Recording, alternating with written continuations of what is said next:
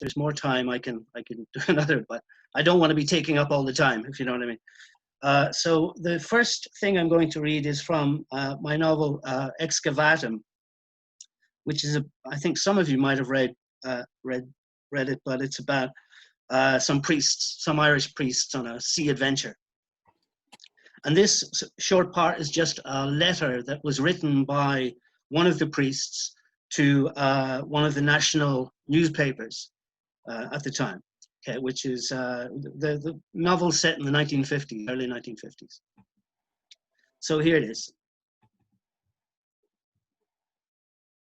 Letter to the editor, Irish Press, June 19th, 1952. Sir, I am writing to you with regards to the review which appeared in your recent publication, written by Mr. Redmond Gore, of the thoroughly unattractive painting, Naked Abandonment, by Antoine de Clare. I do not wish to tar the mental powers of Mr. Gore, as I have happily consumed some rather informative pieces he has written in the past. However, I am moved to question the stability of someone who could look at such a painting and come away from it with any feeling other than that of sweeping abhorrence. I wish not to be censorious and am in favor of genuine expression in the arts, but in some cases, and in this case especially, I feel I would not be offended in the slightest if someone should walk into the National Gallery today and take a blade to this shallow canvas. Mr. de Clare has a very twisted view of our current society, one he imagines godless and depraved. Who is this man to speak on our predicament anyway? Is he an Irishman at all? Such a queer sounding name on him. Granted, we have seen rather unpleasant times recently, what with unemployment and the economic crisis. But I would like to invite Mr. de Clare to walk with me along Lower Gardiner Street and view for himself some of the inner city's undervalued men. He shall see that they are not naked for a start and writhing in pools of mud, as depicted in his shocking work of pornography. He shall see that although, yes, they might be rather pathetic wretches, and you will certainly see some reprobates and unwashed ingrates among them, they are positively not as one sees them presented in his scurrilous art. They are humans, pitiful humans, yes, but not the monstrous creatures he appears to see. Yes, I have witnessed some with misshapen heads, but in de Clare's work, the distortions are catastrophically exaggerated and completely severed from reality. I object wholeheartedly to his representation of the weakest and most worthless in our society as not more than groveling beasts. Our artworks must strive to do more than that. Those in the modernist project need now to rescind the ugly and revisit grace and general decency. Yours, etc., Father Theodore Geisel, Drumcondra, Dublin 9. And that's that. And some poems. So this poem is called The Storm of 1,000 Years. And it's set in Wuhan, China, Wuhan, a city which literally became viral this year.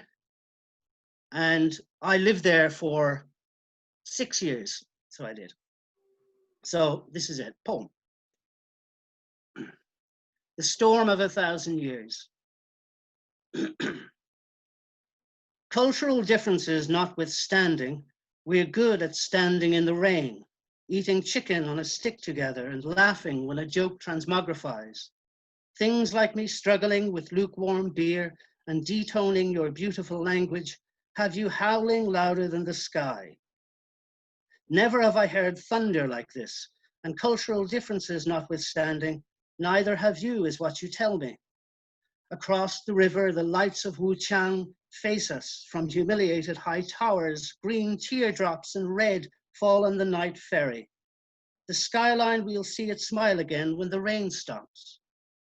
The temples let us in today, but we didn't pray. Or I should say, you did, and who was I to imply you lie, like I know I've been programmed to. Fortune favors bold women, and you objected to that, and said you preferred the term girl, and I retracted as the seer took your hand and told you secrets about your future I would never perceive. Nothing between us but the rain and give or take some cultural differences which grow less important in flooded shoes under broken umbrellas. You say your toes will be cold for 1,000 years, and I make promises I now regret, for I know you have met already this world's all-seeing eye. Yet my toes are tenderly forgetting too. We're good at standing in the rain, but when it stops, we are lost and wet and 1,000 miles from the future. Somewhere there are fights more glorious than ours, chariots and cheering on a big screen. Hopefully ours will be seen, I say, and you snap and swing your bag at a passerby. Right there in the middle of the city, a field. Noodle stalls watch suspiciously as we move through the chicken fog, spitting pans and away to a field of wet grass and electrified crickets. Looking up at the sky, you say it's not gone, and I know you mean the storm, so I do my part. For a start, try fixing the umbrella. We kiss under milk coffee mountains, then discuss at length the future of pollution, until an expressway comes, plucks out all our words and vanishes in time with the follow storm. And before going home, we lie down in that field where, notwithstanding our differences, we drown and die regretfully together. And that's that. And last, very, very short poem, and you can tell me if I should do anything else. But so I think yesterday, maybe someone can correct me. Was yesterday International Dogs Day? I think it was, yeah. Yes, it was. Okay, good. So this is about dogs, and I'll make a dog's dinner of it. It's called Jack Russell. You did a shit this morning outside our local laundrette, and I was moved to capture it in beautiful black and white.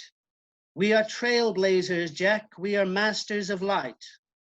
And they wanted to take photos too, with no aesthetic value, poor framing, no technique, seeing only shame through their crude lenses. Will they ever really know the true power of art? And the winner, Tidy Town Policy, by Jack Russell and his proud owner. I promise to hold you up at the ceremony for the whole world to see. And you can lick my face. And that's that. Brilliant. Great stuff, Sean. You can unmute when you clap, if you like. Excellent. Okay, cool. Can I drink my whiskey now, yeah? And drink your whiskey now. Okay, great. No, thank you. That was great, Sean.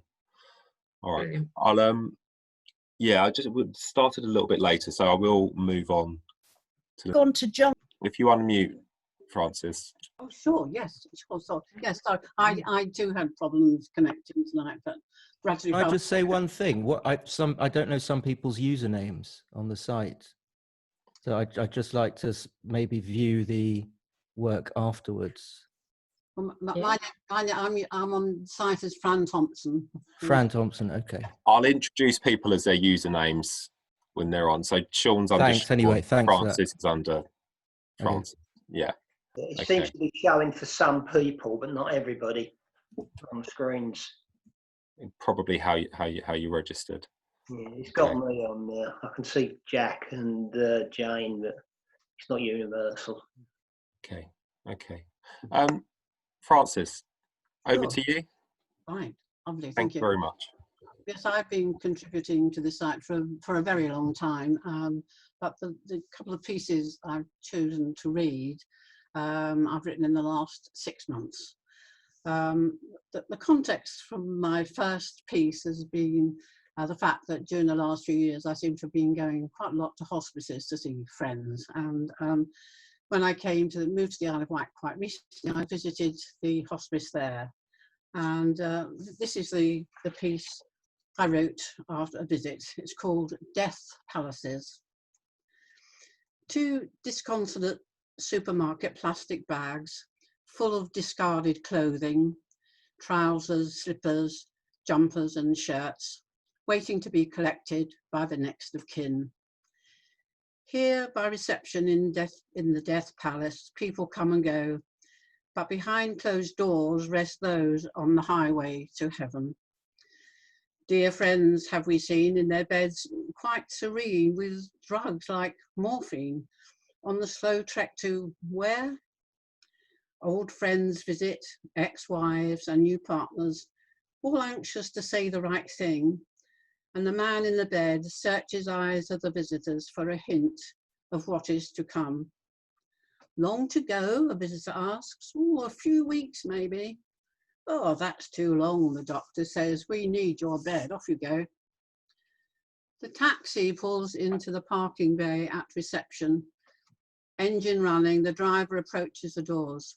Taxi, he calls loudly, and a tired-looking man looks up. He carries the supermarket shopping bags carefully to the taxi door, places them on the seat, and then sits beside them, patting the clothes on the top.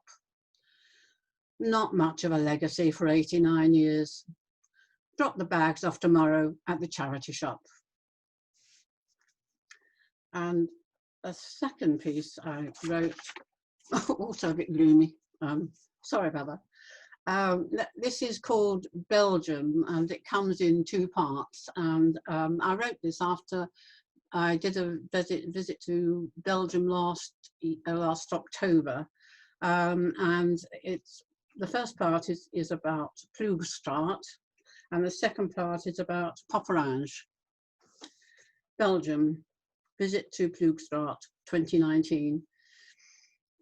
Years have I waited to pay my deep respects to a long-lost great uncle, whose life was ended in 1915.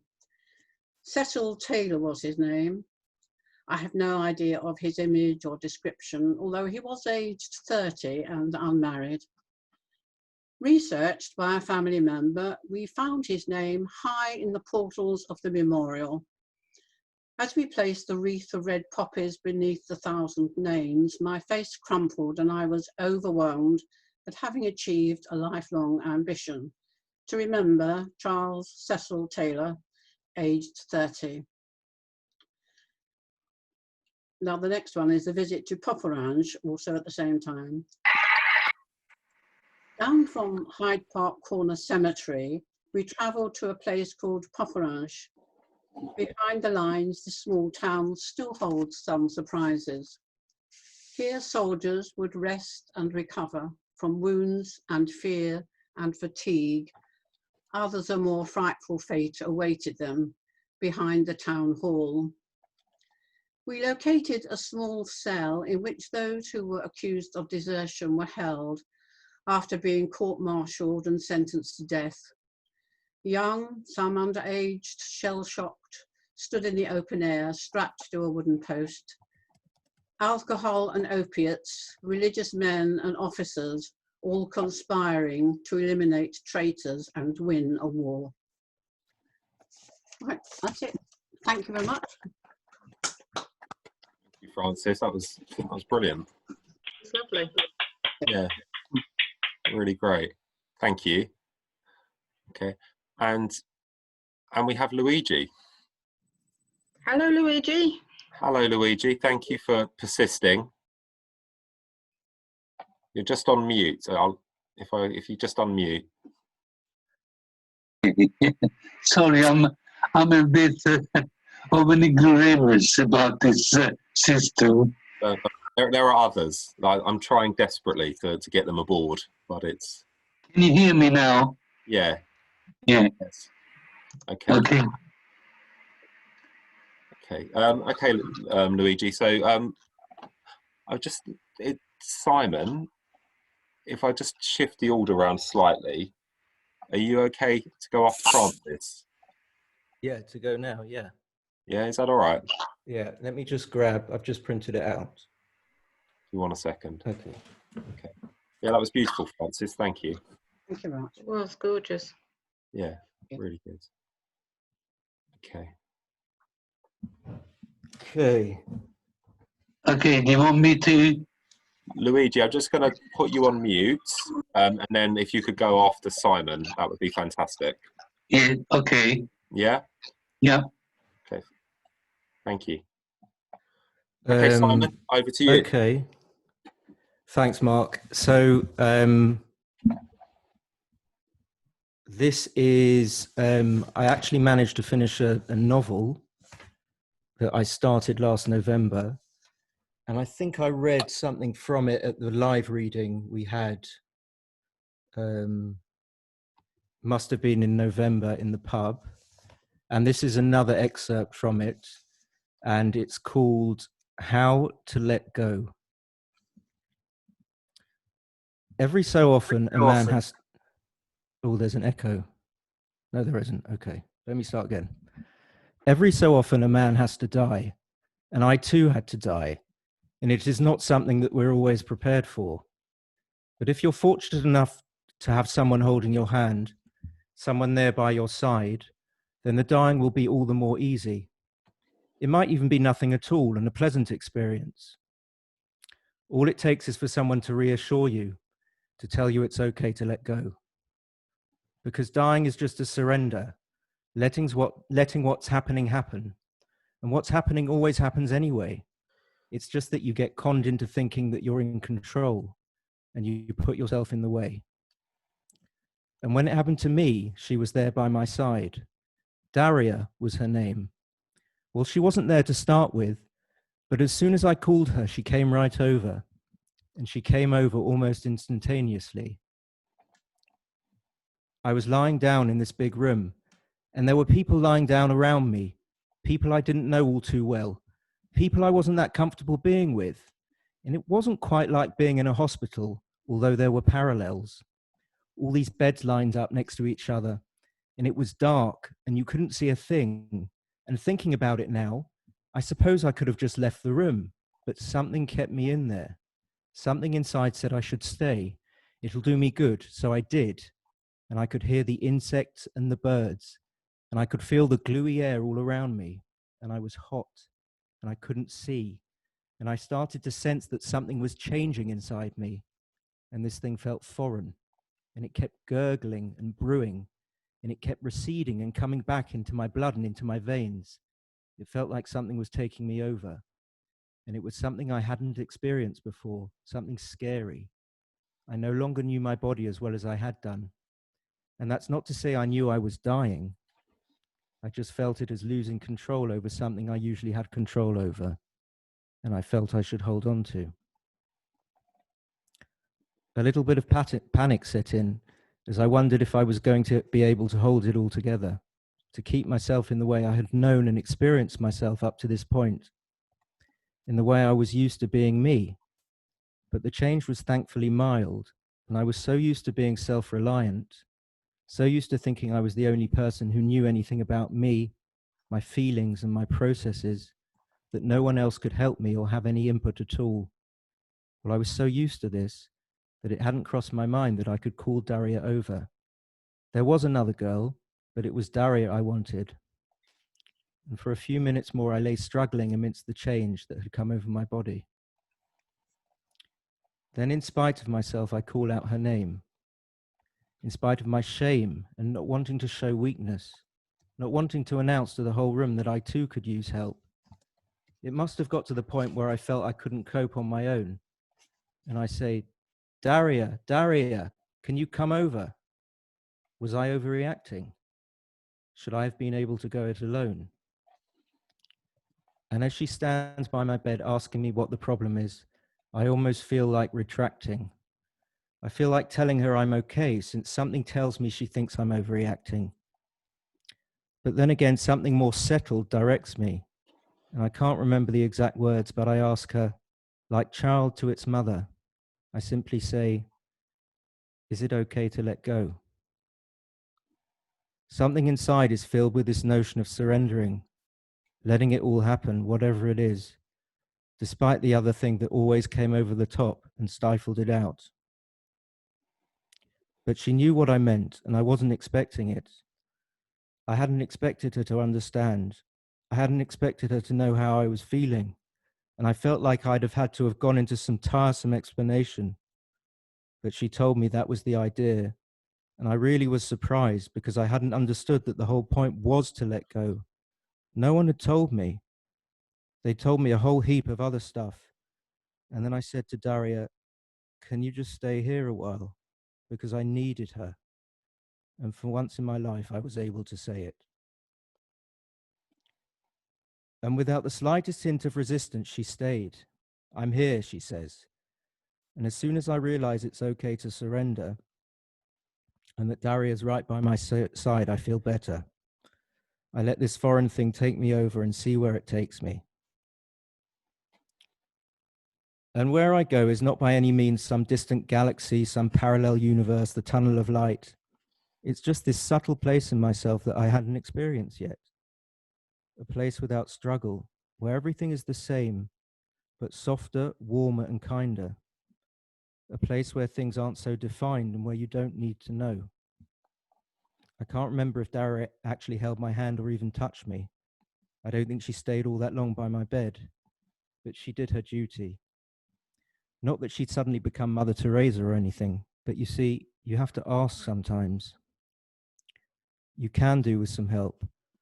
And though I hadn't wanted to, the thing I feared along wasn't the thing that had actually happened. In fact, they were in no way related.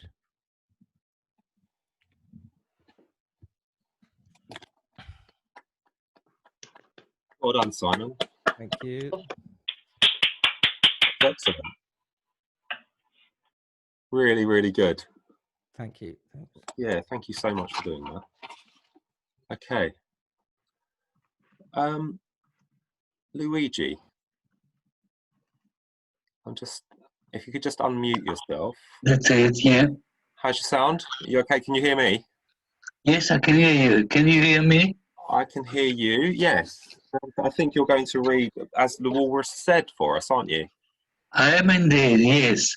You'll have to make allowance for my voice because I've been affected by something. Anyway, Your voice sounds really strong and clear, Luigi. Jolly good. I'll try. As the walrus said, the time has come to talk of noxious things. Plastic bags, wrappers, and beer cans rings. Bottle caps, cigarette butts, and other debris which affects marine life and pollutes the sea. This wanton destruction is a crying shame, and it isn't difficult to see who is to blame. Inconsiderate people who don't appreciate how vital for the ecosystem is a stable state. They leave rubbish on the golden sand of beautiful beaches, and they should be banned. The trash reaches the bottom of the ocean, where it develops into a poisonous potion. Submerged plants die and fish gasp for air. Aquatic life hangs on a wing and a prayer. There is no safe place anywhere anymore, not only in the water, but also on the shore. The temperature rises and anxiety is felt for the polar bears while the icebergs melt. The human race has also been affected by the climate change since it was detected. Extreme hot weather and CO2 emissions are now the curse of unhealthy conditions. The risk of skin cancer and the anticipation of increased levels of ultraviolet radiation. Is the end inevitable? We hope that it is not, but it is up to all of us to stop the rot. That's it. That's my message. Luigi, that was fantastic. Thank you. Yeah, no, you read that beautifully. Yeah. Thank you. It's so good to see that you're on the improve, or you're improving, Luigi. It's brilliant. Thank you, Jane. Thanks. Yeah, lovely. Now you're better. You even got a bravissimo there. Yeah, we should give that to Trump to read, shouldn't we? Really? Yeah. So, not that he can read, but you know. Right. Fantastic. Okay, Rhiannon isn't on, which means I'm going to have to jump. Which means, Mark, say, are you ready? I'm ready indeed. Yeah. Oh, That is quite a shirt you're wearing there, Mark. This is. I bought this in Cape Town about best part of 30 years ago. It's got a lot of good service out of it. Oh, This is probably going to be the last opportunity for wearing it this year. fine opportunity. Okay, over to you. Okay. I think some of you may know that one thing I've done on and off over the years is put stories on the site that are inspired by works of art. And I've actually gone back into the archives. This is the first one I ever did that was picked up on an Edward Manet painting. It's called A Bar at the Follies, Fulham. The moment came. The space had cleared at the bar. The girl saw me waiting to be served, approached, and we were face to face. She was dressed in black, no frilly collar or neck pendant like the girl in the painting, but her palms were against the edge of the bar and I could see her from behind in the mirror. She had the same red hair in a low-cut fringe and tied behind her neck, a strong nose, blushed cheeks and large, sad eyes. It was the 5th or 6th time over a month that she had served me, but the first time that the position was perfect. I stared and smiled. Yes, love? Her accent was Thames Estuary, not French, but I could ignore that. I fumbled with my wallet, paying more attention to her expression. It was just right. Are you being served? I just let my smile grow broader. Her expression changed, conveying a hint of irritation, but I was sure she would forgive me when I explained. She'd appreciate the charm of the explanation. Do you want a drink? Sorry, yes, 2 pints of London Pride. She took 2 glasses from the shelf below the mirror and moved a couple of feet to the left to pull the pump. As the first glass filled, she glanced at me, a hint of suspicion in her eyes, then stared down as she pulled the second pint. It was only when the drinks were in front of me and she was returning my change that I told her what it was about. Forgive me for staring, I said. It was just the way you stood in front of me. It was just like a bar at the Folie Bergère. A what? A bar at the Folie Bergère. It's a famous painting by Edward Manet. He's looking at a girl who's serving at the bar. She looks just like you. It meant nothing to her, but I wasn't put out. The painting's in London, I said. It's in the Courtauld Gallery in Somerset House on the Strand. Her face was blank, so she wasn't an art lover. Didn't matter. You should check it out, I said. You'd be pleasantly surprised. Because there's a girl in a painting who looks like me. Yes, it's a very famous painting. A lot of men have admired her for more than 100 years. 100 years? It was painted in the 1880s. So she's dead? Of course, but she's remembered because of the picture, even though no one knows her name. Really? The painter preserved her beauty. New customers were at both of my shoulders. The barmaid looked at the woman to my right and asked what she wanted. She began to serve without a glance towards me. I smiled to myself, thought I had brought a little something to the barmaid's life. Maybe she would go to see the painting. Maybe next time I came she would be grateful that I had pointed out the resemblance. I went back to our table, and Simon had clearly noticed the conversation. You didn't tell her. He spoke as if the idea amused him. I did. Did she know what you were talking about? No, but give her a chance. You've spent too much time staring at that painting. It's a great work of art. It's a great work of art, and you fancy the girl. We sipped at our beers and talked about cricket while I sneaked a couple of glances at the girl behind the bar. I didn't notice her looking towards me, but I did see her speak to the pub's manager. Maybe she was asking if he knew anything about the painting. Simon raised the subject we'd spoken about before, the pair of us spending a couple of weeks in the Caribbean the next time England played a test series against the West Indies. It was a nice idea. We were in our incomes if we looked for cheap flights and hotels, and I was just beginning to take it seriously. Then there was a pat on my shoulder and the manager crouched beside me. Sorry, sir, but I understand you've been talking to Keeley behind the bar. Keeley? I didn't know that was her name. Not at all 1880s Paris. I said that was right. Well, she's upset.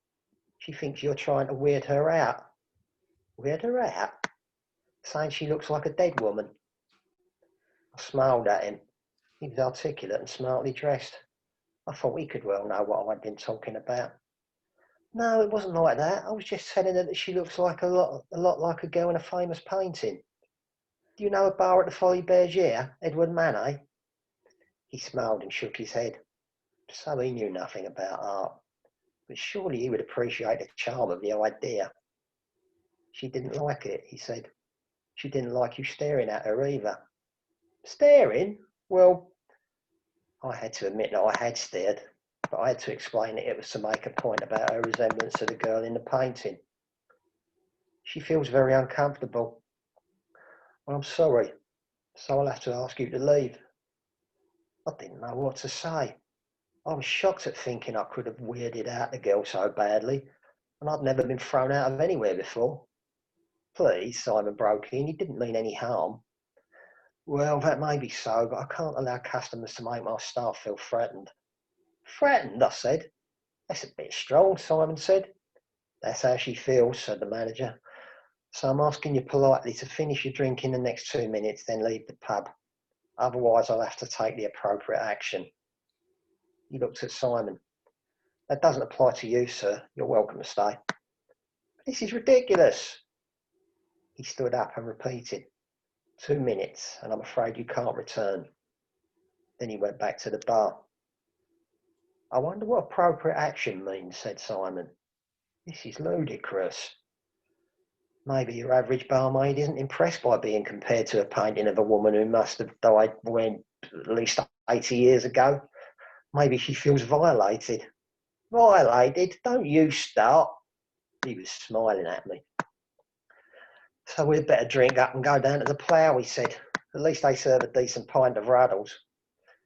He glugged down the rest of his drink. I was too annoyed to touch mine, but when Simon stood, I followed. As we left, I turned around and looked at the bar. The barmaid was watching. She shot me a filthy look. You been barred from a pub before? Asked Simon. No. So now you've got some street cred. I don't want street cred, thank you. A few days later, I went back to the Courtauld Gallery. The incident in the pub had left me with a lingering sense of embarrassment, even if I had been the victim of ignorance, and I wanted the comfort of the painting. I'd always been engrossed in the conviviality of the bar and the sad-eyed welcome of the girl, the feeling that she would respond to a small kindness. I went to the first floor, straight to the room where it hung, and looked into the girl's eyes. She wasn't there. Instead of the vulnerable young woman from 1880s Paris, I saw Keely from the pub in Fulham. On the surface, she was the same, but now her eyes were wary, her lips tight. She looked bored and belligerent. I kept looking, trying to find a girl I knew from all the other times I'd stared at the painting. But Keely remained, her expression hinting at a sneer. What are you looking at? Her voice was in my head, but I couldn't ignore it.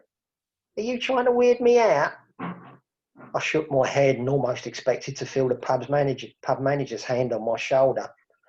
Keely kept staring at me. I turned around and walked out of the room. I barred myself from the gallery. And that's it.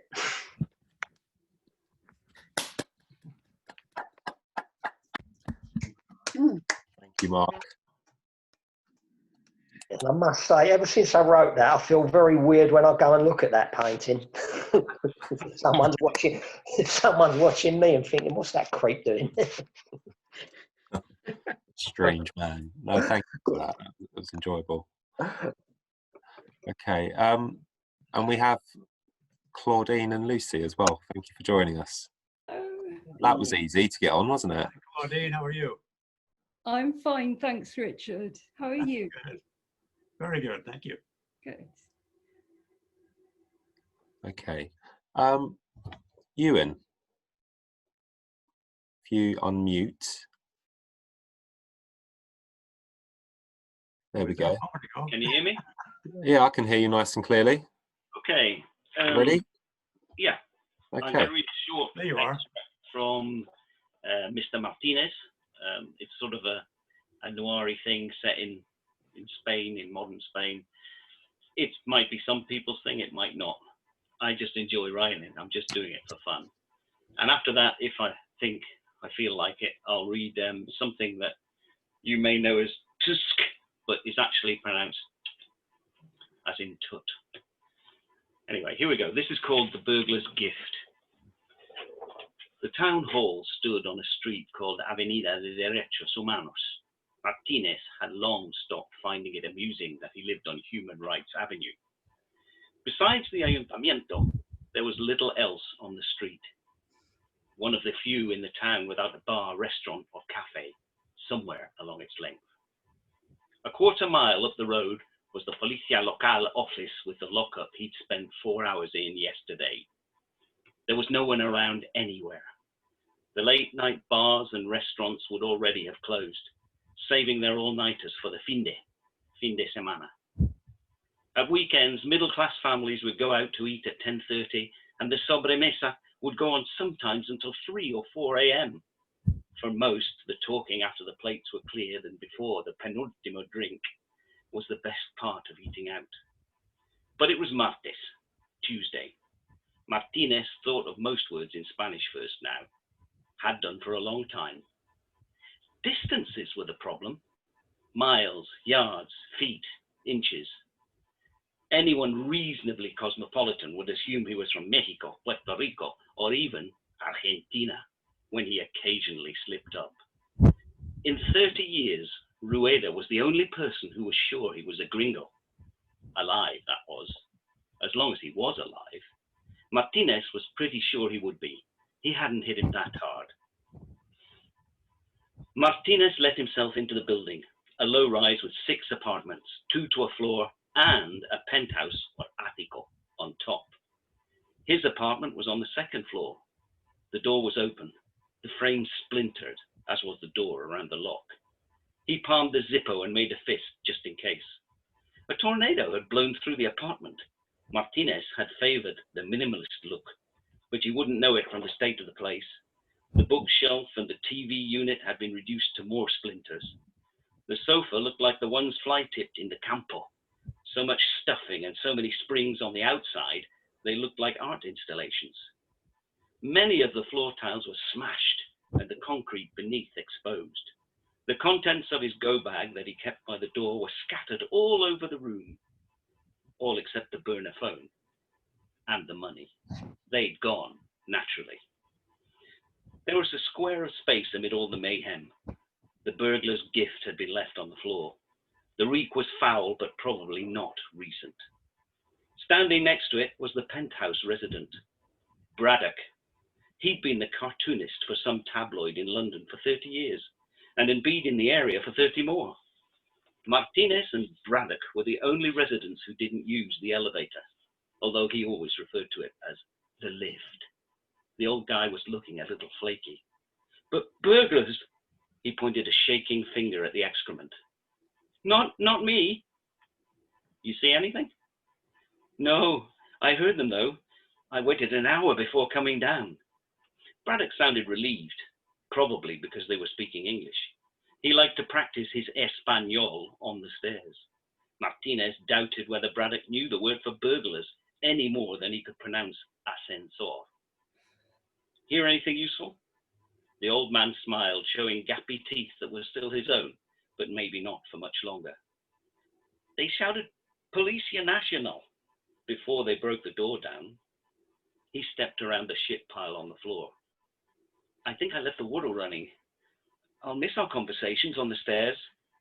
He held out a hand, and Martinez shook it, even though he wasn't really sure why. Martinez repacked his go bag with the spare shirt, underwear, and boots. He'd buried some cash on a deserted finca out by the olive press on the Periférico. He'd often wondered who'd been bribed to commission the building of a beltway for such a tiny burg. He took the stairs down for the last time. It was a long walk out to his secret cache, whether you counted it in miles or kilometers. There you are, that's that. Okay, so I think I will read Tut. Yeah, please do. Okay, so You're getting a lot of applause there, Ewan. That was it's on mute. It's like something like surreal applause, but it is genuine applause. Okay. Yes, this is called. I can't even do it very well. But it's a tutting noise that people make that's spelt in various different ways. This is called or tut. This is from Wikipedia, the free encyclopedia. Honest. Sometimes rendered occasionally tut, is the capital town on the south of the island of Bric-a-Brac, formerly in the split Dalmatia county of Croatia. Population 1,111, brackets 2011. Bric-a-Brac status currently is ambiguous. President for life, Ivar Krajcek, is reportedly still in negotiations to enter the EU after UDI was declared on Easter Day in the Bosnian Orthodox Church calendar 2012. Negotiations have been stalled since the EU special envoy did not return from an official visit. Some say he's still looking for Tsk, or perhaps even Bric-a-Brac. The smell of goat's cheese, wine with hints of creosote, turpentine and ugly fruit. Pretty women with mustaches, strong men with strong opinions, and a Makarov in 3 pockets, just in case. The Bosnovian church bells ring unorthodox changes, chiming only on odd hours and ringing 13 at midnight. Atyet Zakomny has a mistress, of whom his wife is very jealous, since she has a longer mustache. The council meets in the town hall on Friday morning, if there is no gunfire or bloodshed by sunset. They reconvene on Monday. The firstborn in every family is called Boris, even the girls. Under the Ottoman Empire, most people moved to the caves above whenever a ship was sighted on the horizon. The Dragon Bridge near the Maiden Square does not cross a body of water, as Zoltan Budvar, a second son, was not sure of his designs. The architect died when a stone from his bridge was dislodged while he inspected it from underneath. On dark winter nights, Skans dance naked around a fire made of furniture and rags. There is no cinema on the island. Good luck finding Bric-a-Brac and Tsk. The locals say, never look a gift horse in the bush, which may lose something in translation. There we are, that's that. Fantastic. Very silly, but there we are. Okay, thank you. Who's seen me before? Laurie told me a while back it was very long, and Jack has seen me when it was very long too. But this is how the length I keep it at now. So it doesn't always look like this. I've spent hours getting ready for this. No, it's gorgeous. Celtic Man has posted great stuff. I haven't booed as much as I usually do. I'm taking notes. I think Claudine is smoking the wacky.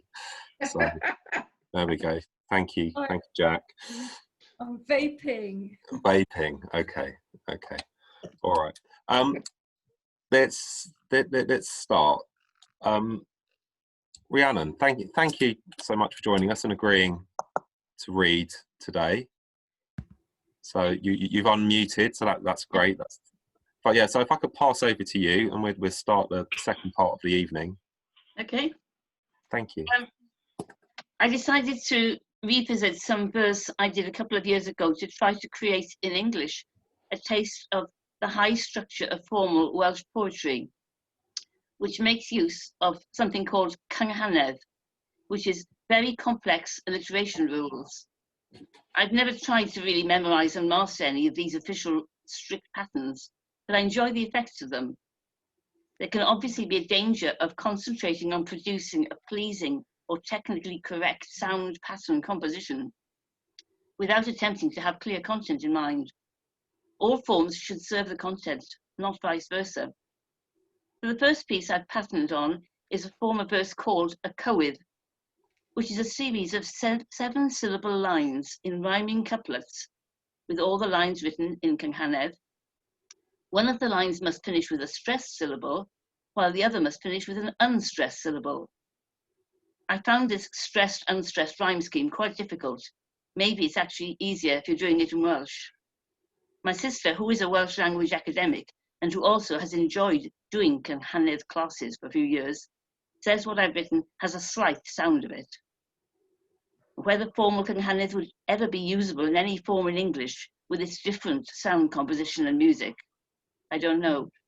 But I have attempted to play around with the ideas to try to get what feels somewhat similar in English and give an impression of this intensive patterned verse and still convey a point, maybe the form giving it some beneficial effect and memorability.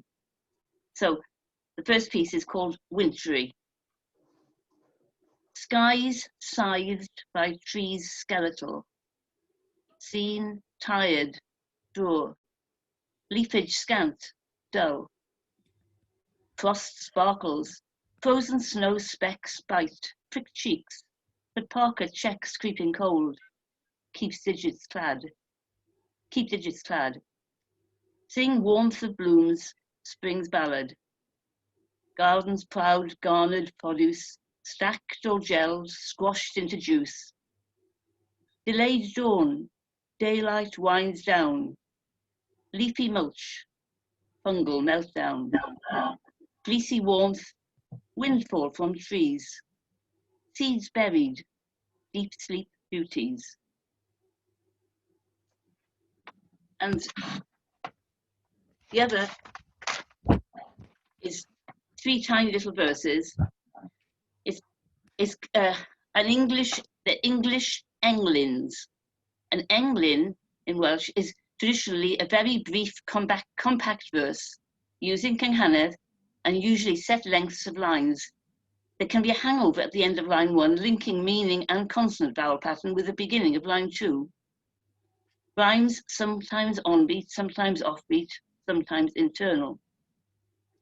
To give a flavour, I'll read a famous Welsh englyn that my family used as a grace for giving thanks after meals as I was growing up.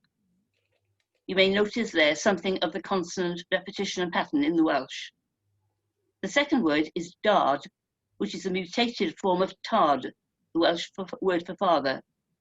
And in line 2, you may notice the well-known Welsh word diolch, which means thank you. And in the last line, you may notice 2 words which start with the famous double L, and they actually are indicating food and joy supplied. And then I'll read my 3 little ones. O dad yn deulu dedwydd, y deiwn a diolch o'r newydd. Cancer wrth law a daw bob dydd, ein lluniaeth a'n llawenydd. So my 3, first one's called Storm. Gales, blast, gust, buffer, twirling, angst batters, bits of clutter swirling, sights surprise the eyes, winds fling, loose roof tiles lift, toss, hurling. New granddaughter with her parents. She gurgles, grins contagious, eyes sparkle, poke funny face, infectious. Rebounds our southern sounds to us. Parental play hilarious. And the last one is Primroses, thinking back to the spring. Pastel smudges pale emerge, charisma. March charms in peaceful surge, elegant on verdant verge. Gentle primrose, generous splurge. Thank you. Thank you. Thank you. Wonderful. Fascinating. Gorgeous. Yeah, that's the word, gorgeous. I really appreciate you doing that for us. Okay. Right, so if Ralph, if you're okay to go next, and then we'll have Airy Fairy and then HudsonMoon. I guess, Richard, we need to hurry up before the hurricane blows you away. But yeah, over to you, Ralph.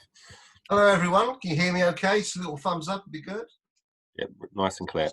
Super. Thanks very much. I'm Ralph. I'm in Bradford in West Yorkshire. think I was one of the earliest people to be on ABCtales, perhaps along with Drew. I was there in the first week. Is that right? I think Drew was there as well. I'm from Basildon in Essex, and I was brought up there. And as a young boy, I really struggled to find a place in the town. I was very shy and very nervous, and I was very unhappy, and I struggled at school. I didn't know what I was going to do. And I think I was about 13 years old, and I was looking out the window one day in a French class or something, and everything was going wrong. And out of nowhere, this man walked across the car park. He was dressed in complete ginger. He had a ginger suit, a ginger shirt, ginger tie. I think his shoes were even ginger. And, well, he changed my life. He was, he became my English teacher. He wasn't very handsome. He didn't have any hair. His name was Mr. Sampson. He drove a red Cortina. He called it Mr. Bedley, and he said, "Lads, I am a socialist and I'll never go to heaven." He taught me how to read. He taught me how to write. He said, "Ralphie, you're dyslexic, son. Don't ever try to spell it." He said that we should laugh through life. Don't let the buggers grind you down. He said the greatest evidence of this was following Huddersfield Town. He showed us how to roll a fag. He showed us how to place a bet. He said the NHS is our greatest achievement. Whatever the cost, whatever the debt. He said, "Boys, let's put our back into it. There's dignity in hard work." He told us of the days of the dead, scooping the bodies up from Dunkirk. He said that chasing a friend in need is so much better than chasing money. If we lived in a world of unconditional love, we'll have days of milk and honey.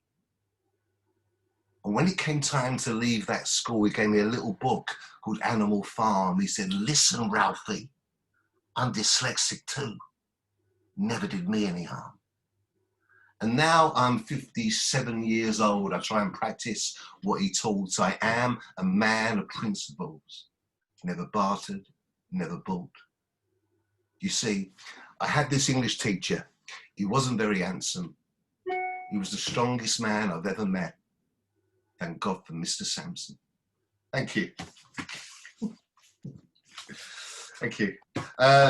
I'm going to read a couple of poems now from my book, Recovery Songs, which is published by Valley Press last year. It's available everywhere, Amazon, Waterstones, and etc., etc. I'd like to read a poem, and I think Drew might know this poem. He ran a 100-word writing competition about 5 or 6 years ago. Maybe longer than that, and I entered it, and I entered it with this. It turned into a poem. I've just finished studying a master's degree in Sheffield. I don't live in Sheffield, but I've got a huge affection for Sheffield. And this poem is about Sheffield, but it's about many other things. It's a very short poem.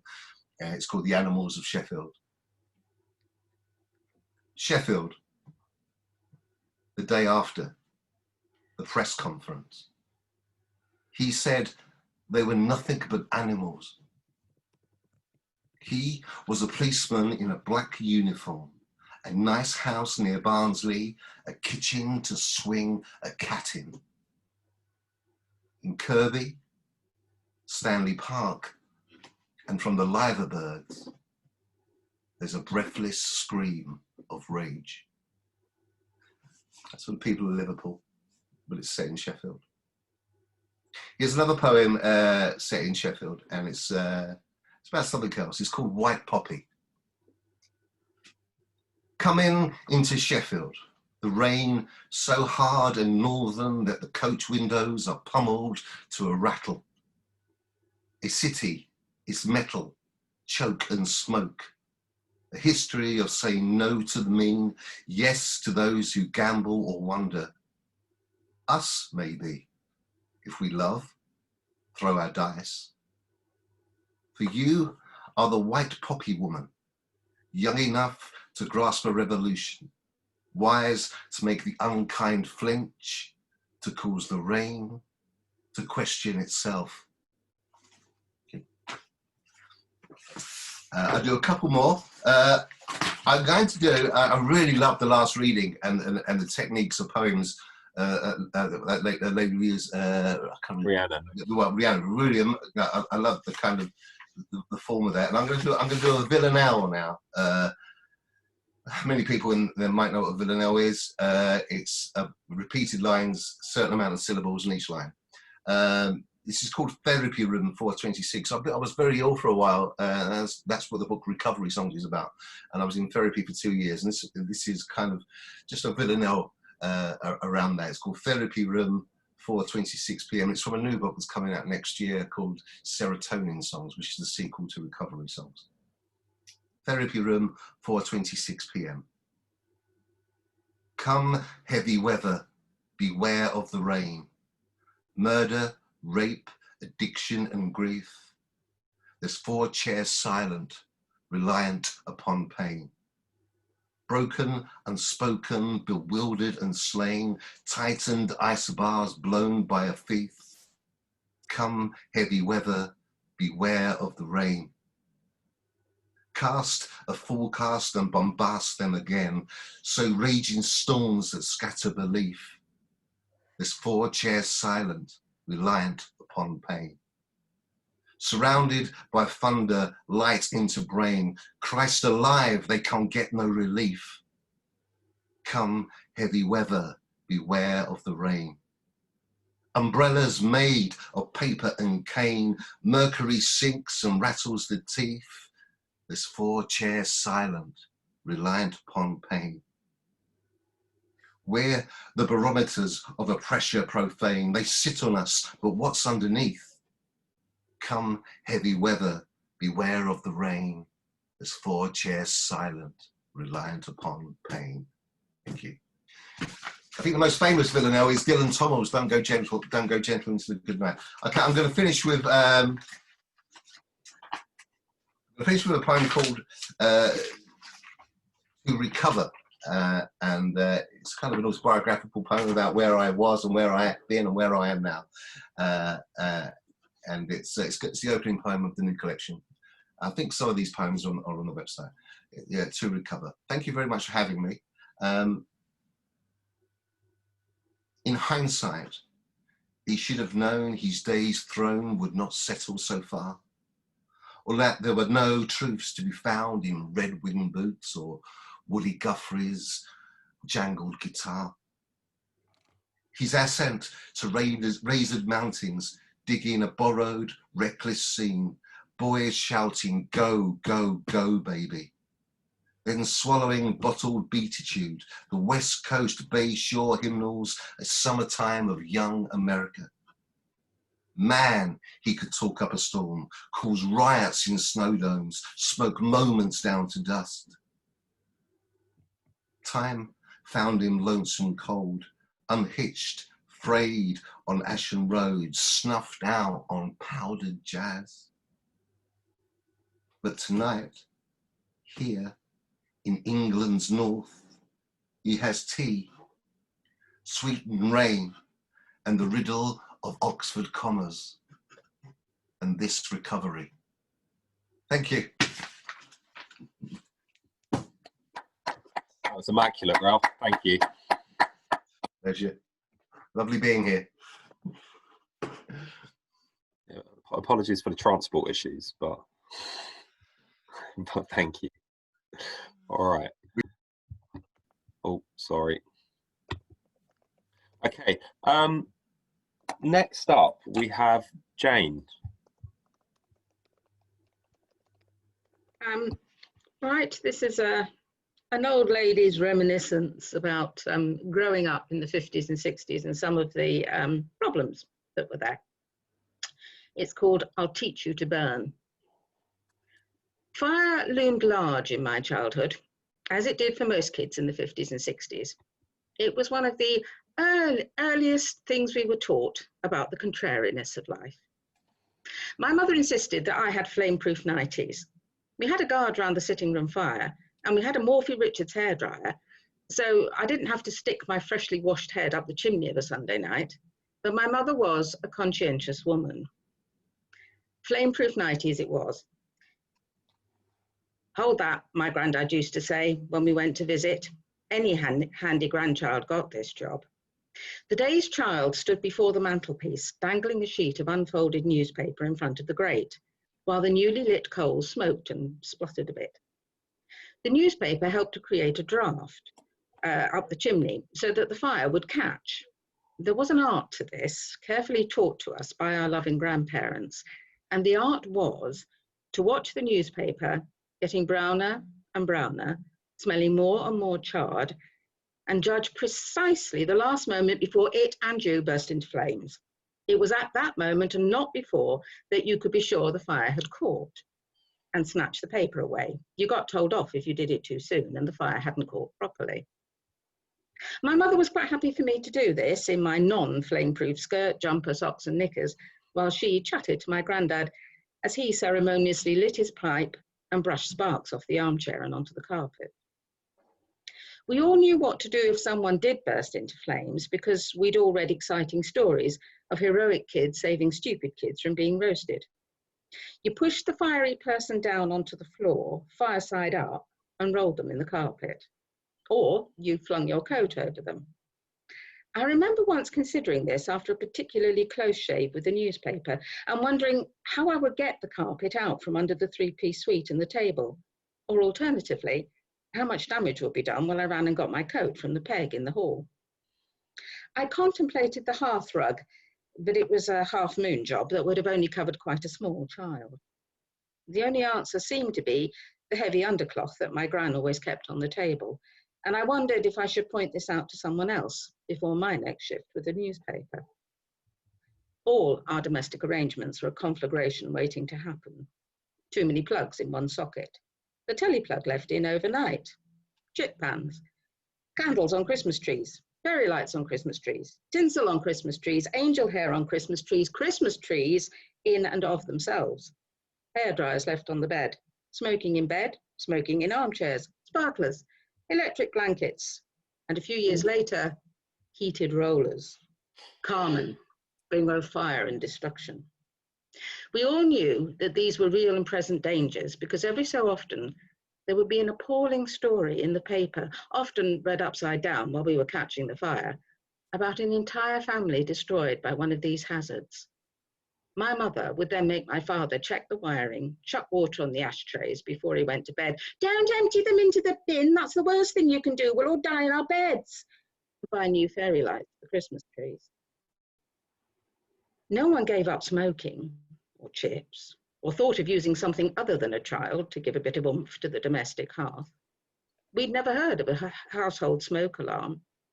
Rye nylon nighties with a flame-proof coating were as good as it got.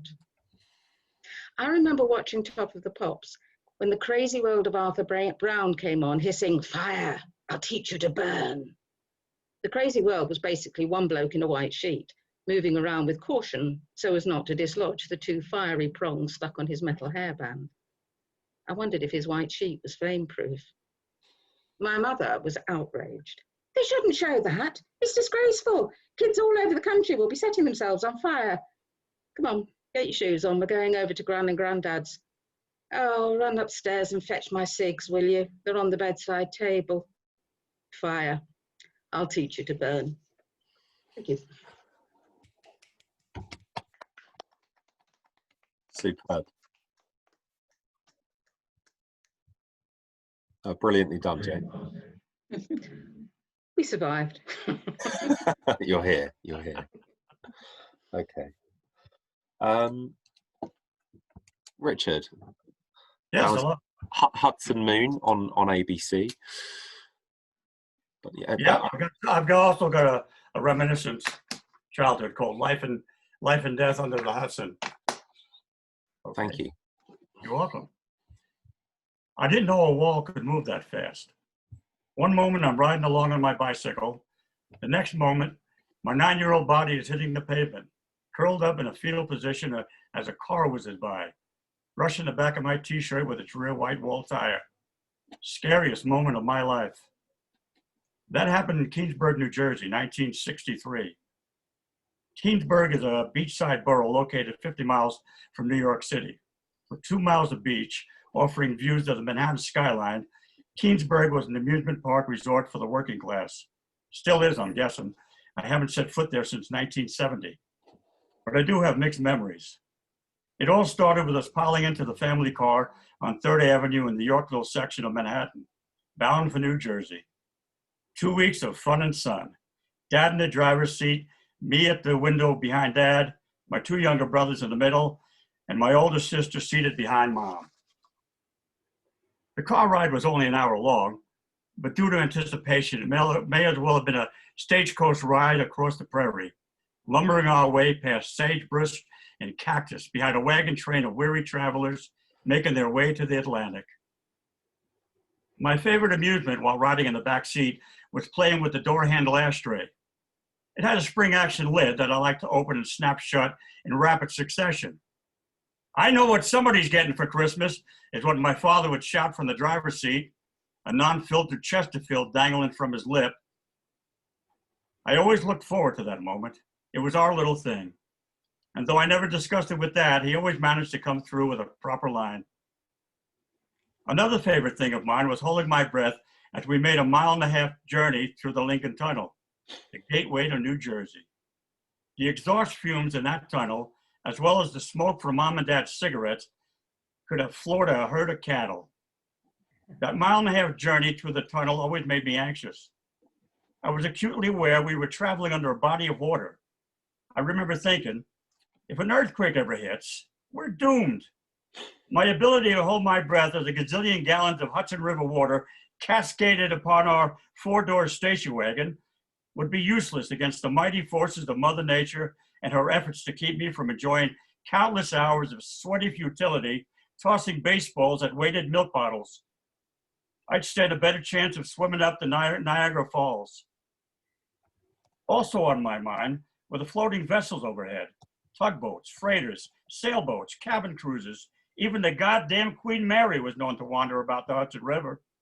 Imagine having them all come tumbling down like Alice down the rabbit hole. Tunnels? What were people thinking? Bridges are the only way to go. I can breathe on a bridge. That is until a whirlwind happens by and shakes all the cables loose, leaving us nowhere to go but down to the darkened depth of a river strewn with skeletal remains of summertime travelers in their flip-flops and sun hats. A child's anxiety and imagination knows no bounds.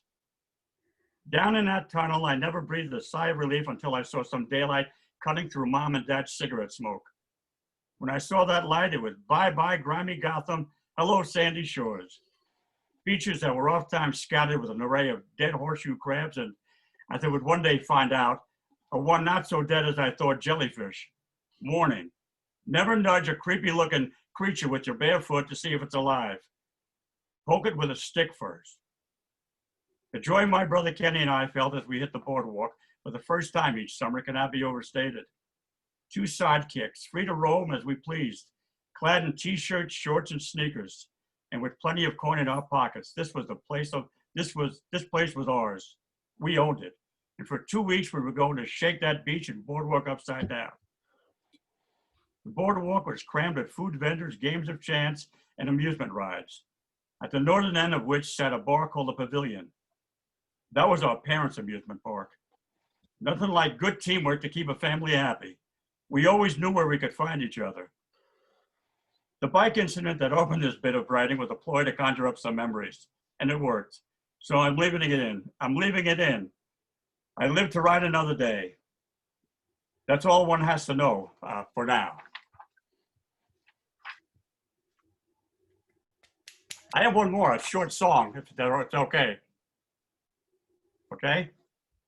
It's called The Worst Song. This is the worst song that I ever wrote. It's about an old lady in a liverwurst coat. Her hair it was beehive, her shoes leafy green. A sauerkraut puss could melt steel girder beams. One day while walking her 3-legged rats, a gator walked by and ate 'em like that. Said lady to gator, you've got quite a mouthful. Do you ever eat husbands? 'Cause I've got me a house full.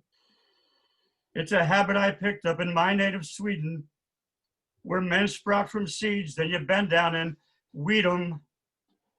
I hang them on walls and some from the ceiling, but they make my heart ache when they start all that squealing. Now they're starting to smell like a million dead mouses. Won't you come to my house and go feast on my spouses? The gator said, no, ma'am. Grown men make me bloat. I'd rather eat a woman in a liverwurst coat. So he ate her with mustard and relished it too. Then he burped Olive Buttons and went back to the zoo. And if this ain't the worst song that I've ever written, I'll gladly leave town like a runaway chicken. You're on mute.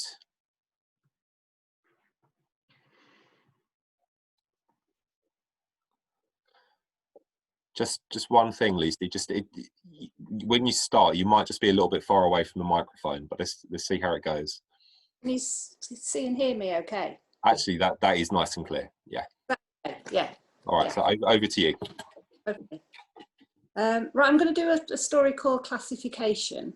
And it takes the idea that in Mandarin Chinese, words are grouped together and classified by the shape of the objects the words describe. Okay. So the first section is called Tiao, long narrow things, bed sheets, fish and dragons. Feng Mian opens the shutters of the house on the cliff, room by room, unhooking each latch and pushing out the creaking wooden panels. This has been the start of her day for almost 30 years, opening the shutters, then folding the clean bed sheets and other household linen and putting it back into armoires in bedrooms and bathrooms. After that, there's the preparing of food for the evening meal, dusting the house's old Normandy wood, and changing the water in the various vases and jugs of flowers. La famille Shen are living beyond their means. Of that, Feng Mian is certain. But she supposes she should at least be grateful if they choose to still keep her on. Her role as housekeeper certainly doesn't give her a huge income, but it does provide a room in a house by the sea, the little money she needs, and a routine she takes comfort and some pride in. Because of its prominence on the headland, and actually perhaps more because of its Belle Epoque Gothic towers, the house is known locally as the Dracula House. Feng Mian knows how much Madame Shen hates the nickname, but she's secretly pleased at Madame's discomfort. She feels it's retribution of sorts for her snobbery and artifice, a version of retro French family life au bord de la mer that she persists in reenacting. It's to extend Madame's feelings of discomfort that Feng Mian continues to wear the Metallica t-shirt she found in Delphine's old bedroom. It's a washed-out, scruffy thing, promoting a concert in Nîmes 2009. It means nothing at all to Feng Mian, apart from its entirely unsuitable look for a small, stooped 71-year-old woman. The look on Madame's face says it all. She'd actually tried to talk to Feng Mian about it a few months ago. You know, I do wish you wouldn't wear that awful t-shirt. Even Delphine didn't think it was worth taking to university with her. I don't understand your attachment to it. Feng Mian had looked at her and replied, I'm sorry, madame, but it's comfortable and easy to wash after I've been cleaning. Besides, it reminds me of Delphine.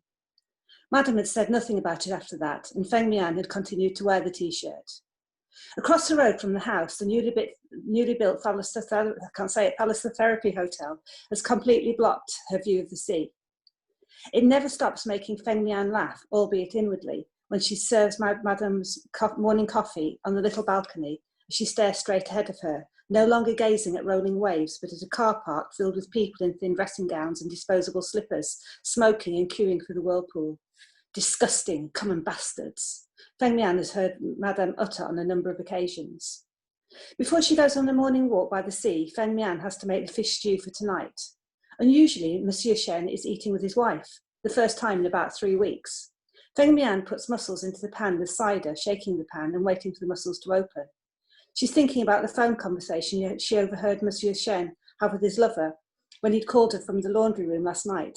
I know, my darling, but she's such a dragon. I can't get away all the time. I'll just have to eat with her tonight. It occurs to Feng Mian that Madame bears no similarity to any dragon she's ever thought of. There's nothing red, gold or vibrant purple about Madame, no heat at all in the icy breath she exhales when she air kisses her husband. Feng Mian finishes off the fish stew and sets it on slow simmer for the day. Today she's missing May badly. It happens like this, out of the blue. Long, narrow grief. She puts on her coat, although it doesn't feel cold, and leaves the house, stopping for a minute to watch the black cat playing hide and seek amongst the hollyhocks. Today, the steps from the house down the cliff feel particularly endless. And that's the trouble with steps. When you climb down them, at some point, you have to climb back up. The next section is called Jen. Thin, slender things, needles, bananas, and lollipops. The day is grey with a wide sullen sky overhanging the sea. The sort of day that teases by secretly firing fine sand at you, leaving your face coated and rough by evening. The whole area is known as La Bay, and as usual, Feng Mian walks down into it, past the apartments on the front converted from the old failed hotel. The whole building has the incongruous look of a huge Swiss chalet, and Feng Mian's friend Valerie lives on the 4th floor. Valerie is looking out of her open window and she waves at Feng Mian as she walks past. Feng Mian wonders what will happen to Valerie when she gets too old to get down the stairs or press the stiff buttons to open the rickety lift. Will she remain a waving presence at a window until one day she simply fades away? For that matter, Feng Mian questions what will happen to her when she's too old to be in service. Then she actually actively diverts her thoughts to concentrating on walking, as she has no answer to this. As the road opens out on the seafront, she sees a man riding a horse. They've obviously been on the beach as the horse's legs are covered in foamy water and thin strands of seaweed. Feng Mian walks on past the crepe seller's stall and they exchange their habitual banter. Hey Feng, you want a crepe? It'll be a cold day in hell before you catch me eating one of those things for breakfast. But you see, I've seen tomorrow's forecast and they say a cold snap's coming. Everywhere there are children. Despite the unprepossessing day, despite the earliness of the hour, children crying in buggies and running on the sand, children inexpertly flying kites that dip too close to their heads. The sea is far enough out to see the black poles marking out the mussel beds. Feng Mian walks down the long ramp to the water, taking her shoes off about halfway down it.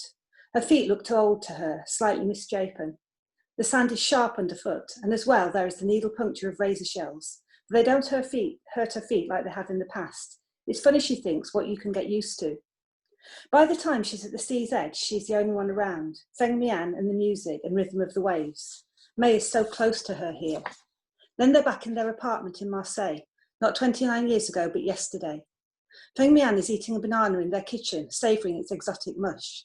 May says she's going out to meet her friend, Heloise. She's brought them both a lollipop. Feng Mian warns her not to be long, as lunch will be about 1:30. May turns round as she opens the door and with a 10-year-old's serious certainty tells her mother that of course she won't be long and that she loves her. Feng Mian never sees her again. After the futile searches and due processes, the months of thin, slender hope, Feng Mian leaves Marseille. She has nothing whatsoever to stay for and arrives eventually in La Bay, immersing herself in the drudge and relative certainty of someone else's domestic routine. From that last time she saw May, Feng Mian has never eaten another banana.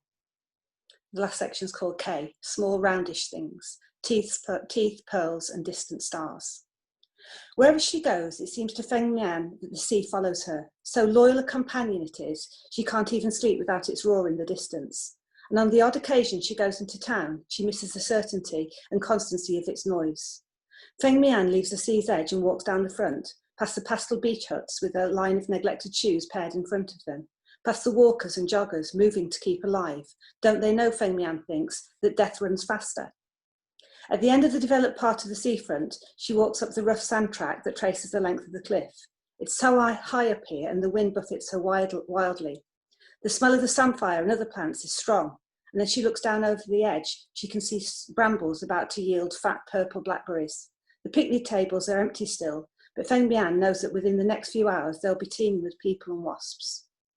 She's tracking the rough stone wall now that leads through the gateway to her favourite place, the graveyard by the sea. As always when she comes here, Feng Mian thinks that this must be the most perfect place to be buried. She senses the ease of the bodies, imagines the satisfied toothy grins fixed to ancient skulls. At the far end of the graveyard, a number of the older untended graves have renovation notices on them from the local council. These state that unless family claim and tidy the graves, the council will take them over and move the contents from their plots. Feng Mian imagines creaking, confused skeletons, awakened rudely after years of sleep, their perplexed quibbling with the empty promise of laid to eternal rest. Many of the graves are sunken and broken, owned by quick green lizards who dart in and out of the cracks in the stone and marble. The pictures and names of people, often whole families buried together, fascinate Feng Mian. One of the things she sometimes does while she's here is to try and find a grave she's never noticed before, looking particularly for the graves of children of the age that May was. There are a number of small, ostentatious mausoleums in the graveyard, but some are so worn that their ornate metal doors are broken off and propped unceremoniously against their back walls. Musty, complex air emanates from their interiors when they're disturbed by the living walking by them. On the graves, ceramic bouquets of chrysanthemums and other flowers glint with the little pearls of fixing pins catching in the shards of sunlight cutting through the grey. The crosses bedded in the ground are elaborate twists of black iron. Feng Mian looks back through the gate of the graveyard at the ever-present sea.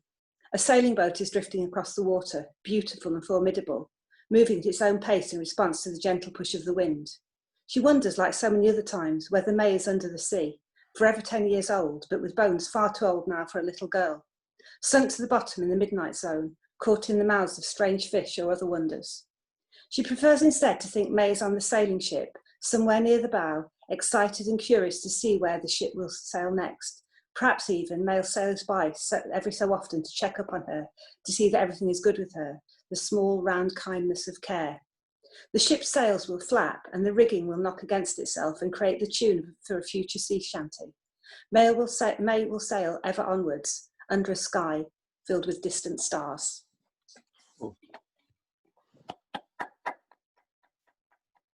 Superb, Lucy. That was really moving. Thank you. Loved how it was read as well. Thank you. Okay. Yeah, that was absolutely fantastic. Okay, we've got 3 more readers, so please do stay with us. We're going to be running over a little bit slightly, but hopefully you'll forgive some of the technical challenges earlier on. It's a bit of a learning process for me, basically. So yeah, let's move on to Jupitermoon. Simon, if I'm allowed to call you by your non-ABC name, if that's all right. Yeah, over to you, please. Okay, thank you very much. Good evening, everybody. And I am Simon, but you may know me as Jupitermoon on the site. So for those of you that are kind enough to read my stuff on the site, it's very much appreciated. I've got 3 poems, and the first one, I've really mined the depths. In the 90s, I lived in Derby, which hasn't got a lot to recommend it, but it did have a very good poetry scene. And some of that was captured in this little magazine called Papillon, which only lasted 3 issues. I was fortunate enough to be in one of those issues. So this is the 1970s Kung Fu hero plant. I took some seeds. When I counted them, there were 49. So I divided them into piles of 7. But when I finished, there was 1 left over. So, recognizing talent, I discarded the 49 in favour of the 1, and I planted that seed. At first, there was but a tiny shoot, an insignificant black leaf.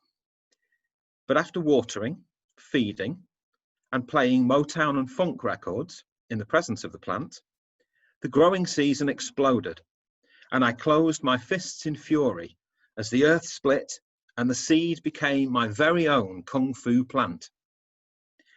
Within days, a flowering, and here again was a miniature Bruce Lee. Hanging from the stem, legs dangling in the air, cutting him free, I prepared a lone plant pot, and very soon, a full-size martial arts master stood quivering in the pot, shaking away germination. We learnt to speak in subtitles, with our voices being occasionally dubbed by aristocratic Englishmen with treacle throats. And venturing from the potting shed, the young Master Lee began to rake the lawn with volatile Arab springs, picking the autumn harvest of fruit with carefully timed flying axe kicks. Sending my mandrake forth, he began to win money and operated underground rooms and obvious cattle markets. Now, Bruce was known in saunas, and he was fresh in caves, delivering chops and lecturing on the correct way to enter a dragon. Eventually, this ninja guru took his smocks from my guest room and chose a different path, and died shortly after. But I have solace for my plant has flowered once more, and I must find a fresh pot for my miniature David Carradine. Thank you. So the second one, that was from summer 1999. So to bring it more up to date, this next one's from yesterday. It might, however, be a little unripe. It might not be ready yet, but we're gonna do it anyway when I work out what I'm doing. So this one is called Half. We are nothing new, and we are definitely not civilized.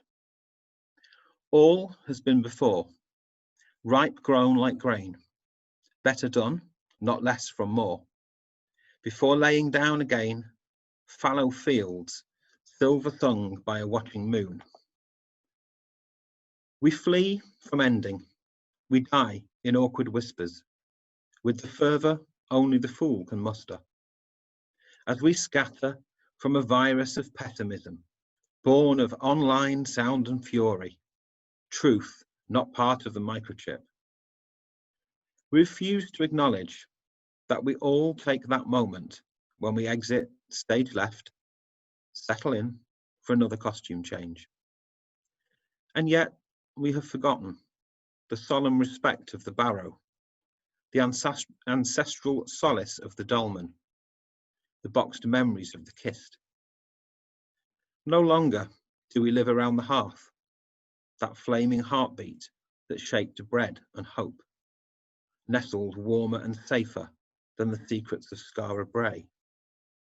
Those nights, sleep tucked in with sighing lullabies of the wind, a shared empty gaze. And yet, we have forgotten.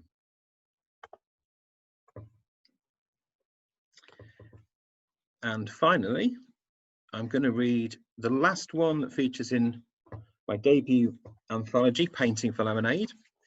And this one is arguably as relevant now as it may ever be, and it's called Sun Bubbles. 7 billion souls, like bubbles. Some burst, some merge. Some cling to the ground, dodge the sharp edges. Some ride so high they cannot be touched. We are all light inside and out, similar suns and bubbles begun. If we each help just one other bubble with a gentle breath, each and all will be all right. Thank you. That was superb, Simon. Thank you.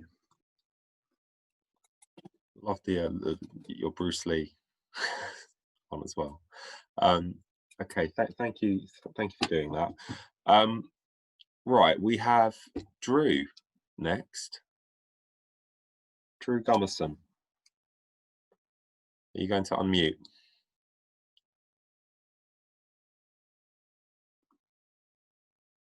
No. We're being thwarted.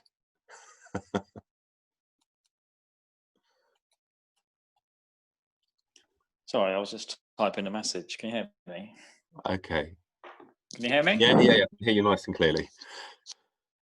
Oh, that's good then. I'm sorry, I was just typing to Simon. Sorry. Oh.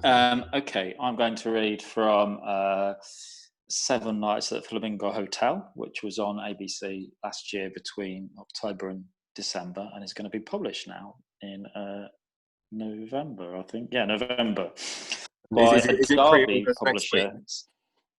Pardon? You can order it next week, can't you?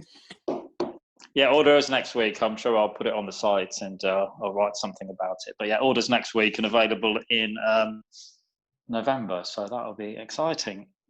So this is a part from Thursday, looking at what I'm reading, because it's 7 nights, there's 7 days. So this is from Thursday. And it's called You Lose Some and Then You Lose Some More. You were 5 minutes late for work, and Angela, the kitchen supervisor, looking at her watch and scowling, glides over on the steel wheels of her anger. She is like one of those dreadful cars in Death Race 2000, starring Sylvester Stallone and directed by Paul Bartel. She is one car, one with spikes on its wheels, and you are another car, a lime green 2CV with a gonk in the back window. She will run you off the road. You will die. Each day for the working man results in death, some more awful than others. Maybe if you gave her a present, she would be kind to you, but you do not have a present. Maybe this can be your present. You have come as you are. You are not perfect, and neither is she, and all of us has our imperfections. Your breasts are doughy, you will say, but I am fond of them as they are. Oh, really, she will say, these little old breasts, I thought they might be doughy, but still you remain fond. They should be captured in a painting, you will say, and hung somewhere, where people who won't easily be offended by doughy breasts might see them. On the walls of a peep show, you will say, or deep down in the cave explored only by former porn star spelunkers. They too have tired old bodies. They too will see the inner beauty in you. And then you will say your tagline, come as you are. And all the staff in the kitchen, immediately seeing the majesty in your words, will take up the refrain, come as you are, come as you are. This is only the beginning. The management team, seeing the positivity your words have on workplace harmony and efficiency, will roll you out to first one, other, and then all the hotels in the chain. And quite soon, you will be on the workplace psychology circuit, being paid big money to spread your honest philosophy. And because you are rich now, you will have a young and beautiful girlfriend, and she won't need to come as you are, because she will have no imperfections, and she will show off these lack of imperfections to you in a wafer-thin bikini. She will have toned buttocks. She will be able to remove the caps of your favourite beer bottles with a simple squat and twist. She will serve you this beer from between her non-doughy breasts. But you were surprised to see that far from Death Race 2000, as Angela, the kitchen manager, gets closer to you, a change comes over her face. Her eyes open a little wider. The corners of her mouth twitch upwards. And on her feet, she has her good shoes. You remember this was exactly how she looked just before you had invited her. She had invited you up to her room and you had made love. You had complimented her on her good shoes. She had looked you critically up and down. She had complimented you on your compliment. Watch how to seduce a woman, you say from the side of your mouth to Amma, the Algerian, who you have christened Merceau, and who is Dead-Eye Dave's replacement as your wingman at the sinks. Like putty in a baby's feet, you say.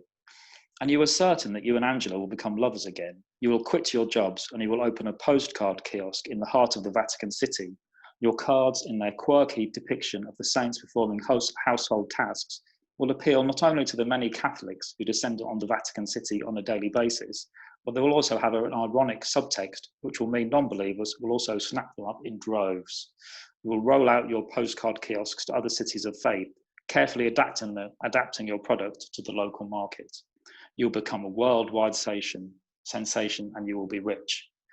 But you and Angela will remain loyal to the place where it all began. You will walk hand in hand along the Tiber River. You will kiss on St. Mark's Square. The Pope himself will bless your union. You will make a special commemorative postcard.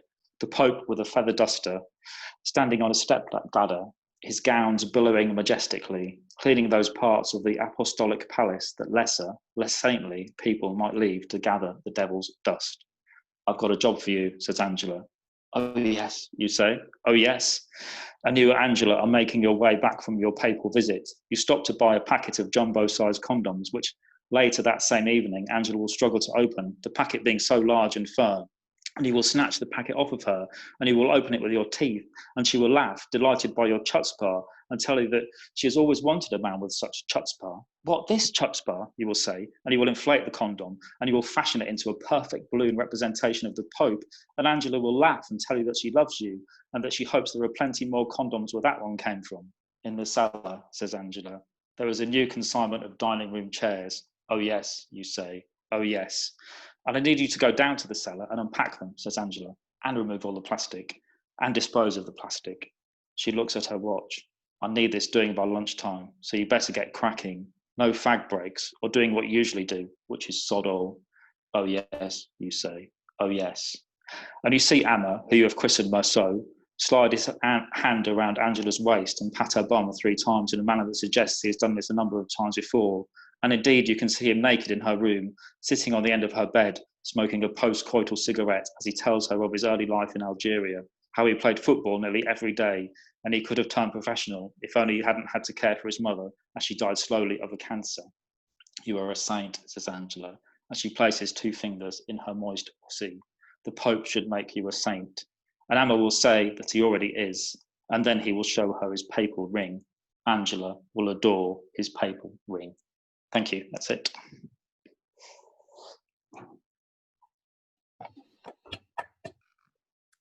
We're done. Well done. That was Good great. call, everyone.